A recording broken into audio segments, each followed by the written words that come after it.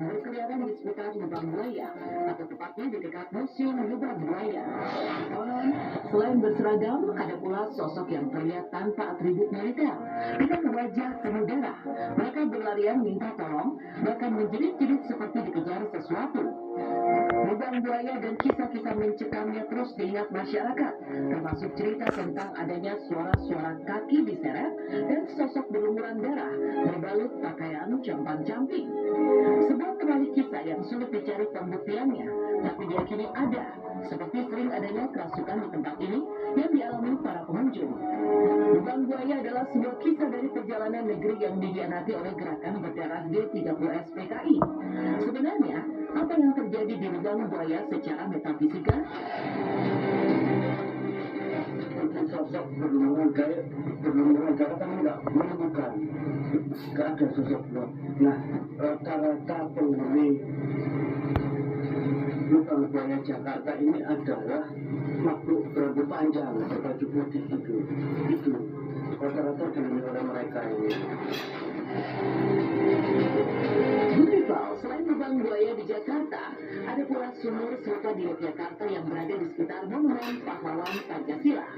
Monumen ini dibangun di Kentungan, Yogyakarta pada tahun 1991, dan di dalamnya terdapat lubang persegi 4 yang menjadi penanda peristiwa kelam kekejaman PKI saat menghabisi nyawa pahlawan revolusi Brigadir Jenderal TNI Anumerta Katamso. Selain Jenderal Katamso, Kolonel Sugiono juga disiksa dengan menggunakan mortir dan batu, lalu dimasukkan juga ke dalam lubang tersebut. Lokasi lubang ini dahulunya disebut sebagai Batalion F. Di tempat inilah sang jenderal diculik dan disiksa. Apa yang terjadi saat itu di mata sejarah adalah goresan luka yang hingga kini masih ada bekasnya. Festival lubang tempat di mana Jenderal Katamso dan Kolonel Sugiono gugur hingga kini masih ada sebagai saksi tentang aksi keji PKI. Juga sebagai bukti sejarah dan bukti adanya tindakan kejam PKI. Mortir dan batu yang digunakan untuk menyiksa Jenderal Katamso dan Kolonel Sugiono disimpan utuh di dalam museum. Ada cerita tentang lubang berdarah itu yang dulunya sempat ditutupi dan ditanami kubik jalan untuk mengelabui orang-orang agar tak curiga dengan lubang yang di dalamnya dibenamkan jasad manusia.